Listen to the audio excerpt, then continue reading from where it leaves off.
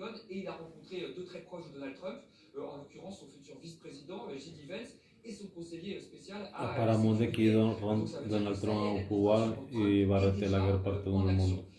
Et ça, c'est vraiment Bon, quelque chose qui après, frappe pas l'armée là-bas, française par rapport au premier c'est mandat pas son de Donald problème, Trump. il a dit À l'époque, là-bas, le président n'était pas du tout la préparé à Libye, je crois, je l'exercice sais pas. du pouvoir.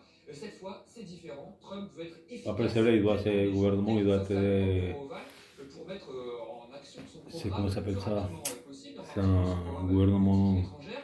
Et un aujourd'hui, cette visite à narco-gouvernement, et Paris, puis c'est ils une sont première très fois, un corrompus, président et pas encore investi. ils vivent les C'est gens de la une façon misère. pour lui d'envoyer un Donc c'est bien message, qu'ils une sont en façon train de de dire libérer cette ce fois, peuple. ça y est, c'est moi le C'est un patron, canton c'est moi au monsieur misère. commande de l'Amérique, un message qu'il envoie Ça, ils doivent le faire au Venezuela, au Cuba, dans tous ces pays où il y a des dictatures comme ça.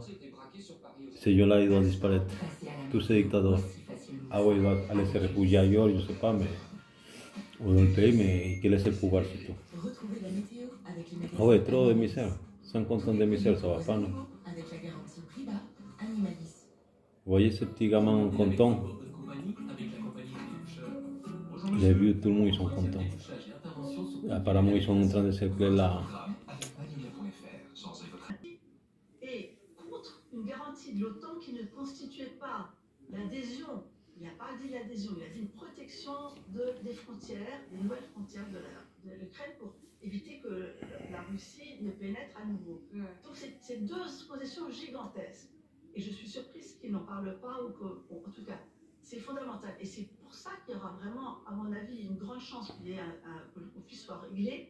Alors évidemment, ce ne sera pas réglé tout de suite, ce sera réglé le 21 janvier, que Poutine donnera la concession à Trump, le 21 janvier, pour qu'il puisse dire que ça faisait 24 heures qu'il était président, et que grâce à son agent et son génie, il aura fait la paix. Mais je pense sincèrement qu'il y a vraiment, parce qu'il y a un vrai problème, c'est que les forces conventionnelles sont toutes les deux face à face, et personne ne peut gagner. Comme dit Clausewitz, il faut qu'il y ait quelqu'un qui soit tellement plus fort qu'il anéantisse l'autre. Il n'y a pas d'anéantissement possible, donc il va y avoir un gel, comme en Corée.